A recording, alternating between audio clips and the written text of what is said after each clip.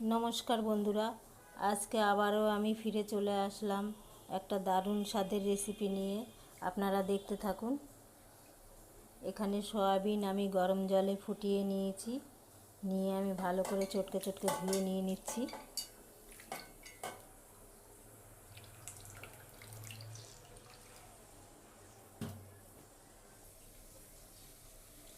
আমার কড়াইটা গরম হয়ে গেছে, দিয়ে দিচ্ছি তেল।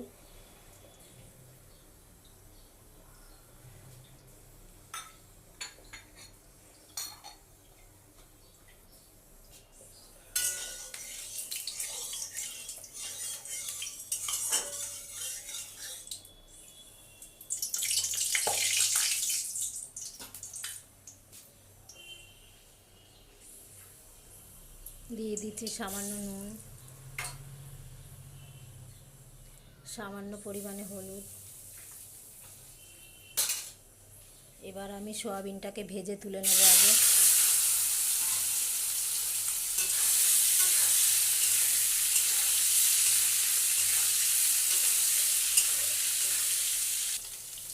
আমার সয়াবিনটা ভাজা হয়ে গেছে, আমি এবার তুলে নেব।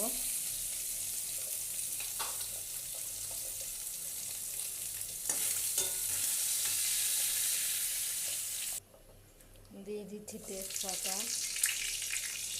গোটা জিরে, আর এখানে ধুয়ে রেখে দিয়েছিলাম কেটে ধুয়ে রাখা আলু দিয়ে দিচ্ছি।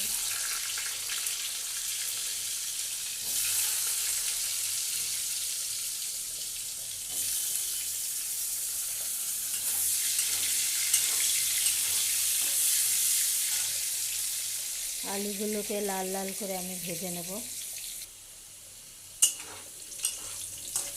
আমার আলুগুলো লাল লাল ভাজা হয়ে গেছে, দিয়ে দিচ্ছি টমেটো, কাঁচা লঙ্কা, আদা জিরে বাটা,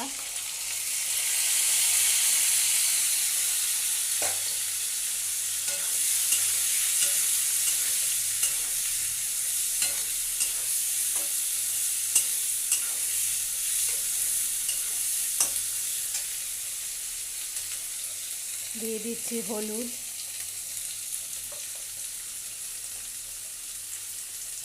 দিয়ে দিচ্ছি স্বাদ মতন নুন।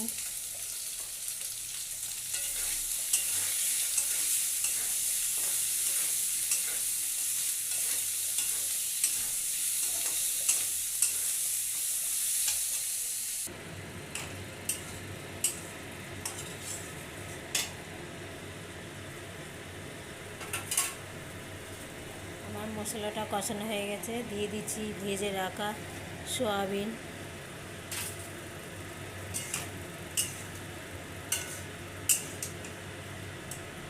আজকে সয়াবিনে আমি কোনো আদা রসুন আদা দিয়েছি, কিন্তু পেঁয়াজ রসুন কিছুই দেইনি। আজকে নিরামিষ, তার জন্য নিরামিষ সয়াবিন রান্না করছি।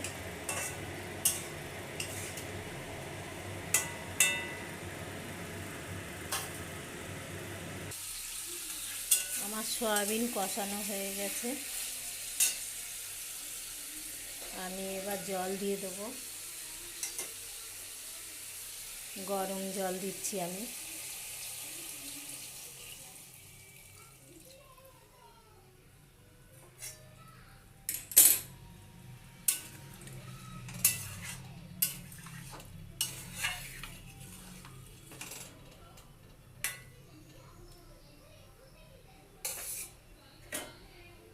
ঢেকে দিচ্ছি এখন।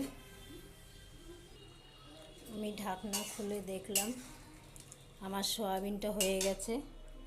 আমি একটু সামান্য পরিমাণে মিষ্টি দিচ্ছি ব্যালেন্সটা আনার জন্য।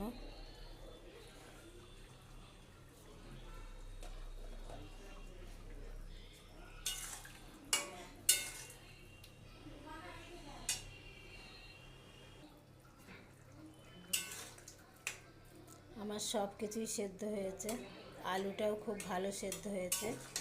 এই যে দেখুন,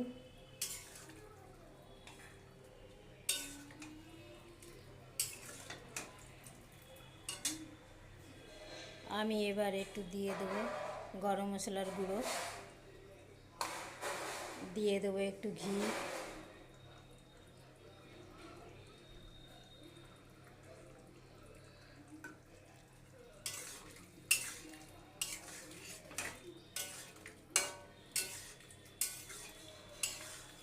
পুরোপুরি রেডি আমার তরকারিটা, আমি এবার নামিয়ে ফেলবো। আমার তরকারিটা পুরোপুরি রেডি, নামিয়ে ফেলেছি। আপনাদের কার কার কেমন ভালো লেগেছে আমাকে অবশ্যই জানাবে। এই রেসিপিটা দেখে যদি তোমাদের সবার ভালো লাগে, আমাকে কমেন্ট করবে, শেয়ার করবে ও লাইক করবে।